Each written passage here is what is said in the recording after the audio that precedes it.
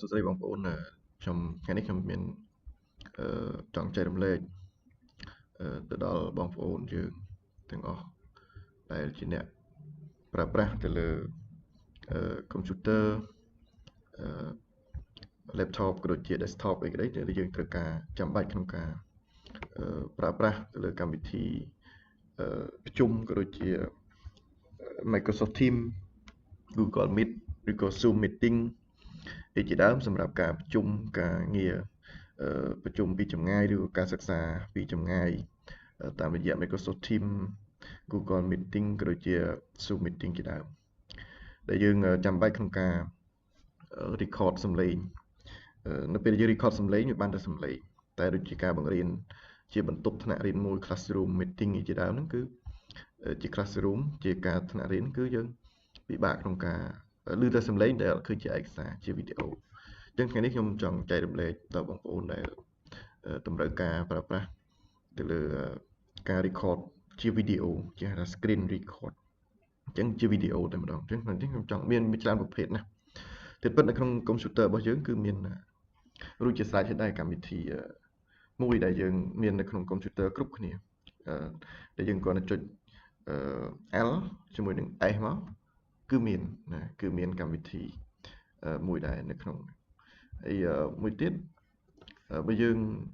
កម្មវិធីមួយទៀតគឺយើងចុចទៅលើ Shift ហើយនឹងសញ្ញា Windows ណាបងប្អូននៅលើកុំព្យូទ័រសញ្ញា Windows បងប្អូនស្គាល់ហើយនៅលើ keyboard យើងនៅខ្ញុំពិបាកបង្ហាញក្នុងវីដេអូទេតែនៅក្នុង keyboard របស់យើងគឺនៅក្នុងប៊ូតុងចុចជួរនៃ space ហ្នឹងគឺនៅចន្លោះនៃ control និង L ជាដើមបងប្អូនឃើញសញ្ញារូបជា4ចំណែកហ្នឹងហើយថាសញ្ញា Windows ខ្ញុំតែហៅសញ្ញា Windows នេះដូចសញ្ញា Windows ហ្នឹងតែបងប្អូនមើលឃើញចុចហ្នឹងទៅ Shift និងសញ្ញា Windows និង S មកគឺនឹងចេញនេះចេញបែបហ្នឹងនេះបងប្អូនឃើញ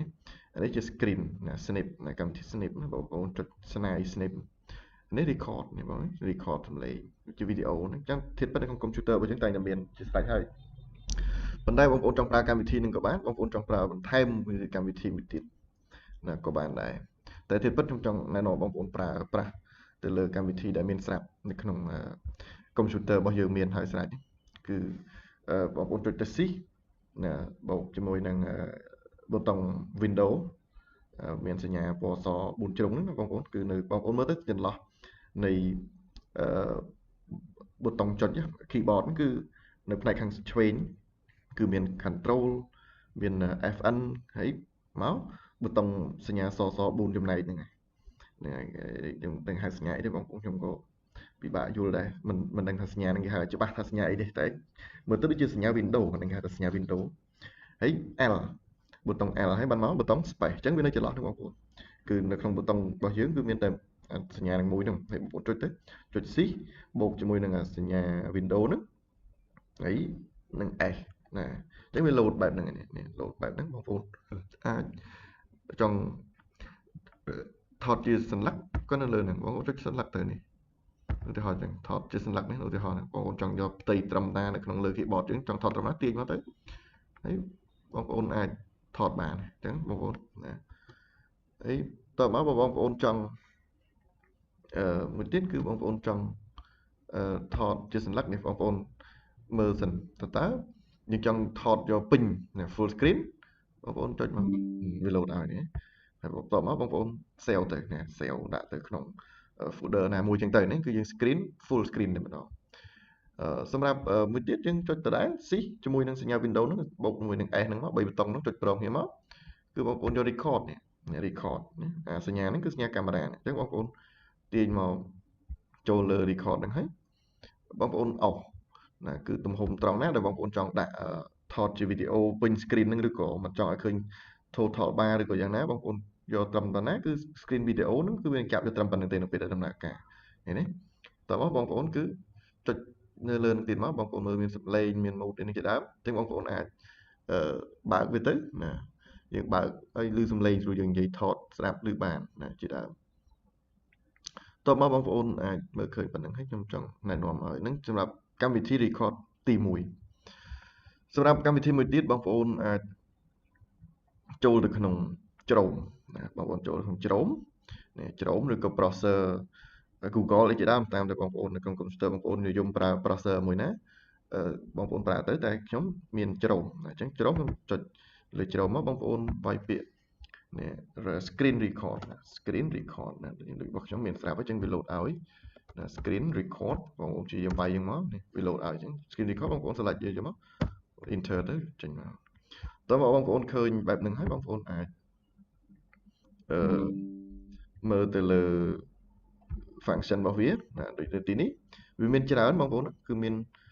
screen recorder PC ណានៃផ្សេងទៀតតែខ្ញុំនិយមប្រើនេះខ្ញុំដែលខ្ញុំធ្លាប់ប្រើណាបងប្អូននិយមប្រើមួយណាក៏ប្រើទៅតែមើលតាមការណែនាំហ្នឹងប៉ុន្តែខ្ញុំ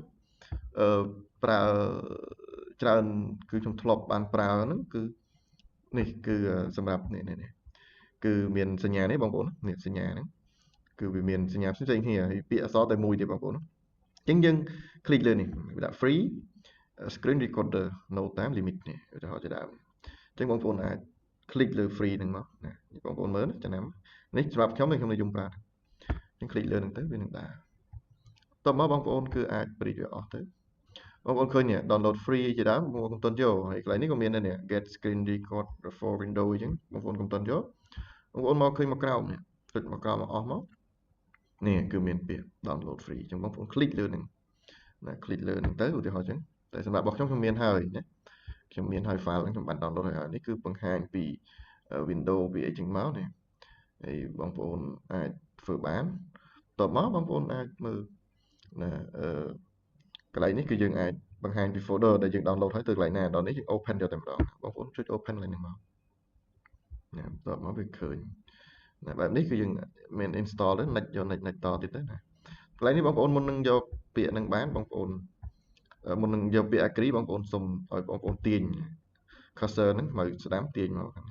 ទាញអស់ណាឲ្យសឡើងទៅលើអស់ទៅរហូតដល់ក្រោមតើបើបងប្អូនបានអាចទៅទាញអស់ដល់បញ្ចប់ហ្នឹងមកចាំបងប្អូនយក agree យកពាក្យថា agree តើបងប្អូនយក next តទៀតទៅតើមកបងប្អូនយកពាក្យ next តទៀតណាបើធ្វើអីទេគឺយើងយក next មកណាគាត់ទាញមើលចឹងមកយក next ណាមកបងប្អូនយកពាក្យ install តែមុន install បងប្អូនចុង click លើកន្លែងពាក្យនេះផងនេះពាក្យ in Nintendo complete reinstall អីជាដើមបើសិនបងប្អូនអាចទៅបងប្អូនបាច់ click លើហ្នឹងក៏បានដែរណាបងប្អូនបាច់ click ទេគឺទុកវាយកតែវាមានមកប៉ុណ្ណារបស់វាគឺប៉ុណ្្នឹងទៅណាអញ្ចឹងបងប្អូនយក install មកឧទាហរណ៍ពាក្យ install តែរបស់ខ្ញុំបាន install ម្ដងរួចហើយប៉ុន្តែនៅពេលណាយើង install ទៀតវានឹងអាចថា remove អាចាស់ចោលណា remove អាចាស់ចោលទីនេះវានឹងដើរទុកវាដើរតលចប់ចឹងណាបងប្អូនណាទុកដើរតចប់ទៅចាំនៅកន្លែងនេះយើងត្រូវទុកពេលវេលាវាត្រូវការពេល install យូរដែរប៉ុន្តែខ្ញុំកាត់កន្លែងហ្នឹងចឹងរងចាំពេលដែលវា install បានជោគជ័យខ្ញុំនឹងបង្ហាញតទៀតនៅពេលនេះគឺវាកំពុងតែធ្វើដំណើរណាចិត្តចប់ហើយត install នេះវាថា